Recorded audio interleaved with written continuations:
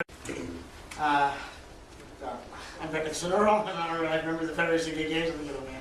I'll be acting as the MC for this year's Memorial Moment. We're going to begin our observance with a vocal offering by Federation of Gay Games board member Dermody.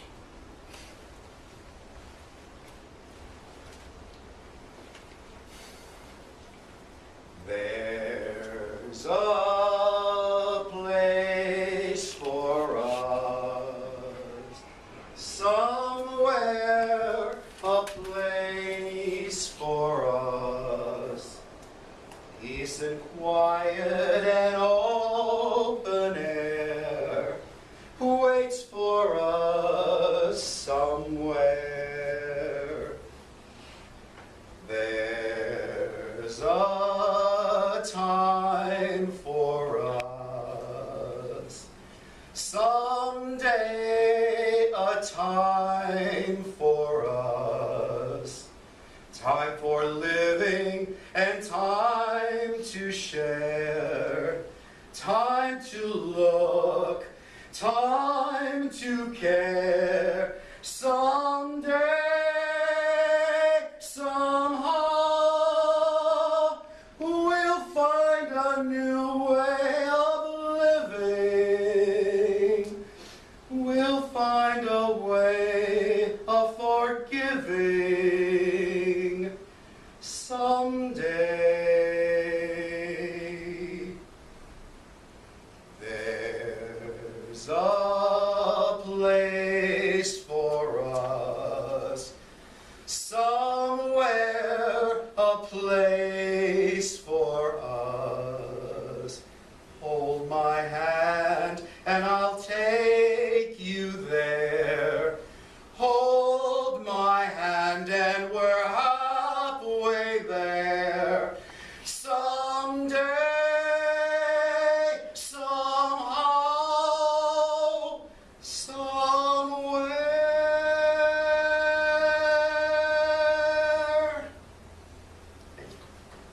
Thank you, Gene.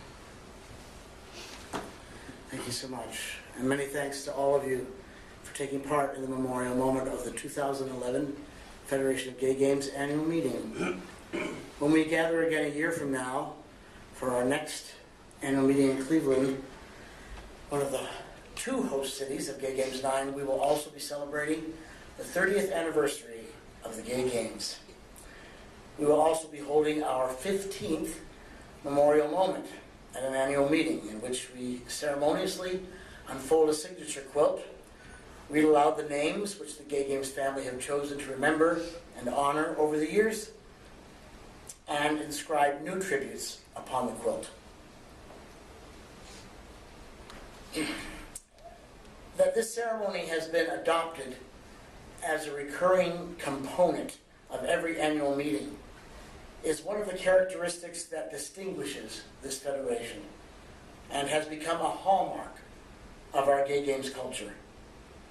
It could well be argued that the number of memorial moments associated with the Federation of Gay Games is much higher, but if counting strictly the ceremonies incorporating our established elements and occurring within the time frame of the annual meeting, then this is our 14th memorial moment. The Federation held a powerful memorial ceremony at the Homo Monument in Amsterdam, incorporating floral tributes upon the pink marble triangle which juts out into the canal beneath the Westertorten Cathedral, whose bells inspired daily relief in Anne Frank and the rest of the residents of the nearby secret annex, signaling the end of the workday and the precious hours in which they could let down their guard somewhat. During the annual meeting in San Francisco, in which we celebrated the Gay Games' 25th anniversary, the memorial moment was comprised of an elaborate, multi-site experience that began at a monument to the gay victims of the Holocaust, progressed to Harvey Milk Plaza in the Castro, beneath one of the world's largest rainbow flags, and concluded with our quilt ceremony held in the Mark Bingham Gymnasium at the Ricky Stryker Recreational Center. It would be quite a difficult task to calculate how many similar memorial moments have been part of the events to bring the rainbow flag as a symbolic torch from San Francisco, the Athens of the Gay Games, to the past 6 quadrennials. 2011 and 2012 both mark significant milestones in the history of the worldwide LGBTQ community. Some of them are nowhere near as joyous occasions to commemorate as the Gay Games' 30th anniversary, but nevertheless are still important for us and are still important landmarks to remember in terms of the progress we've made and the challenges we still face. It is 30 years since the first official case of AIDS was diagnosed in gay men on the west coast of America and almost simultaneously on the east coast as well. Although we've known for quite some time that HIV existed for decades before that, originating from a series of events and amplifiers in Africa and migrating to Haiti before being identified in the American gay population. From March 1st and continuing for another year until October 31st, 2012, is the 25th anniversary of the American Run for the End of AIDS, my 20-month journey around the perimeter of the United States and to 3 Canadian cities, including Toronto, on the northern route. The run has strong connections to the Gay Games and really is the genesis from which the International Rainbow Memorial Run evolved. 26 of my more than 9,000 miles around America were a marathon around the Supreme Court during the massive demonstration there following the 1987 March on Washington, which I ran in protest of the court's decision to uphold the United States Olympic Committee's lawsuit denying us the right to call our event the Gay Olympic Games. And on November 1st, the day after the run's homecoming, and if we'd not lost him that July, would also have been Tom Waddell's 50th birthday, I ran the New York Marathon as a tribute to Tom and as a statement that although the run around America was completed, the race against AIDS was far from over. When the Federation of Gay Games voted to establish the Memorial Moment at the 1997 annual meeting in Denver, we had just celebrated the 10th anniversary of the run's homecoming. It was a run, a rally, and a quilt ceremony, so I had the quilt sent from New York to Denver for us to leave the original tributes in our first Memorial Moment. From its inception, it was decided that no specific criteria would be required in terms of cause of death, etc., for the people we chose to remember in the Memorial Moment. This same non-exclusive policy was adopted the following year when the rainbow flag effort to the Gay Games evolved from having a strictly AIDS memorial component with Tom Waddell and Keith Haring as the primary honorees into what we now know as the International Rainbow Memorial Run, adding breast cancer to the awareness campaign and Ricky Stryker as a third honoree. Some new names have been added to our list this year, including San Francisco Arts and Athletics member and Charter Federation of Gay Games director Michael Clark. I realized that it was quite fitting this year to add my father. It was a message from my father, and a very dark night of the soul back in October of 1984, that I got a message to follow in Terry Fox's footsteps. And it was only last year that I realized, my goodness, I hadn't added Terry Fox. And even though he died more than a year before the first Gay Games were held, he and his Marathon of Hope across Canada really were the inspiration for my run around America. And the memorial to him, next to BC Place in Vancouver, was not only the northeast corner of my run around America, but also marked the finish line for the Rainbow Run for the End of AIDS from from San Francisco to Vancouver in 1990 to Gay Games 3. I hope this shows that it's never too late to add a name. It doesn't need to be someone who's died in the past year. If somebody occurs to you that would be fitting to be on our list, you are more than free to add that name. And now, I'm going to invite Shamey Cramer to talk to you about a new name that's been added to the list, played a very important role in the Gay Games history. Thank you, Brent. Monsieur, Madame Présidente, board members of the Federation, assembly members, and guests, thank you for having me here. This last year, we lost Richard Hunter, who his name probably is not familiar to most of you in this room, but when I'm finished, you will all know his importance for this event. I will read excerpts from an article that I recently wrote, and hopefully I'll be able to get through this. I will always remember the first time I met Richard Hunter, but then again, everyone remembers the first time they met Richard. He was just one of those guys. He, more than any other individual, was the nucleus that led to the founding of West Hollywood Aquatics, the first team within United States Masters Swimming, whose mission focused on the inclusion of lesbian, gay, bisexual, and transgender athletes. When I took over Team Los Angeles from Susan McGreevy in May of 1982, I organized the first athletes meeting on Sunday, 13th of June in Poinsettia Park in West Hollywood. The meeting started at 6 p.m. with swimmers, volleyball players, runners, wrestlers, and others all meeting for the first time. You literally could feel the electricity in that room, of the anticipation of what we were working towards. The meeting was barely underway when it came to a complete standstill.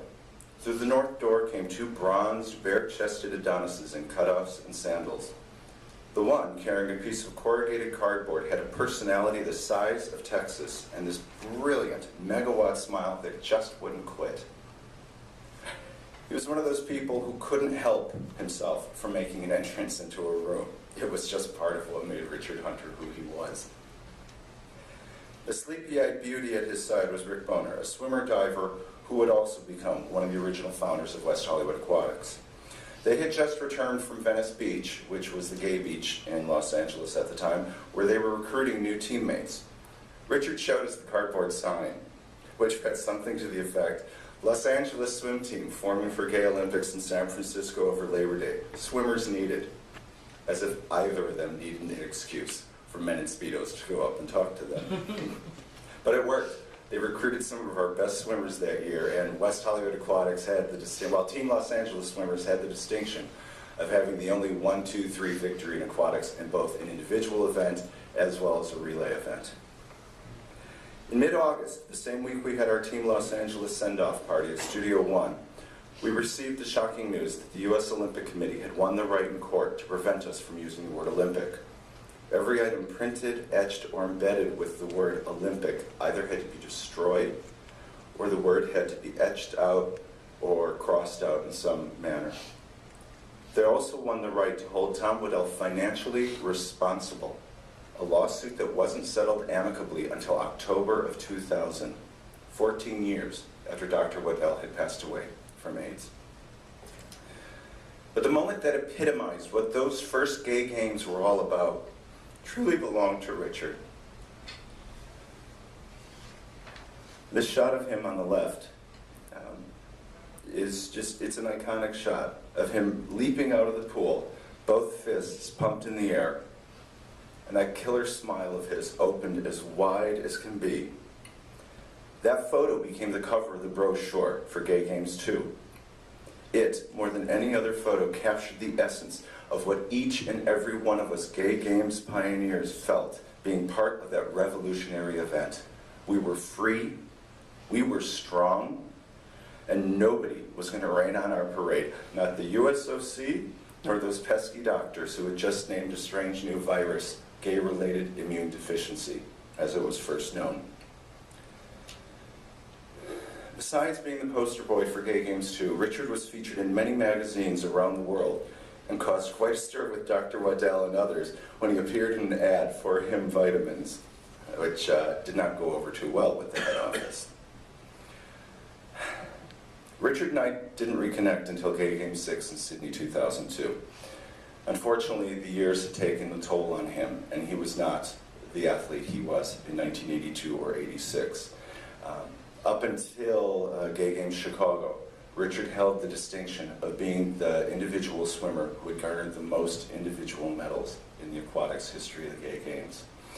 He was surpassed in Chicago by his teammate, my teammate, Paulo Figueiredo, a member of the 1968 Brazil Olympic team. When Earle and I drove up to visit him in 2007, I wish I could say he was looking good. He did his best to remain in positive spirits, but his body was giving out. Despite the advancements in HIV medicines, the high levels of toxicity, among other things, had finally caught up to Richard. Thus, it really came as no surprise when Earle informed the team that Richard had had a heart attack while leaving his doctor's office on August 23rd. His commitment to his sport and the Gay Games movement in its infancy was the initial glue that bound our swimmers together at those first Gay Games. Athletes from West Hollywood Aquatics were instrumental in establishing international gay and lesbian aquatics. Many of those same athletes were responsible for establishing the Federation of Gay Games, which has fostered the Gay Games movement since 1989. Although Richard was not involved in those organizations, he was a mighty pebble that started many of the first ripples that led to the sea of change. Richard Hunter was a giant, of that there is no doubt. His passion was contagious. His enthusiasm and energy were boundless. Despite being so flawlessly beautiful, he was one of the most approachable guys you could possibly meet. He was one of only 2 individuals left with whom I had worked with in Los Angeles locally on those Gay Games. And he was the last one in Los Angeles who had also worked with Dr. Waddell. So obviously this is a very deep personal loss for me. And as someone who has been living with HIV since 1985, I know that his spirit and that of others who we have lost will be guiding me in my work in IGLA and Federation and beyond. Richard's favorite spot on this planet was Hawaii, and he loved visiting the Pacific Islands. So in closing, I will say the words that come from Aotearoa, the land of the long white cloud in New Zealand. He mama haratanga, in loving memory to Richard Hunter. May he find the peace and rest that eluded him in life. Thank you.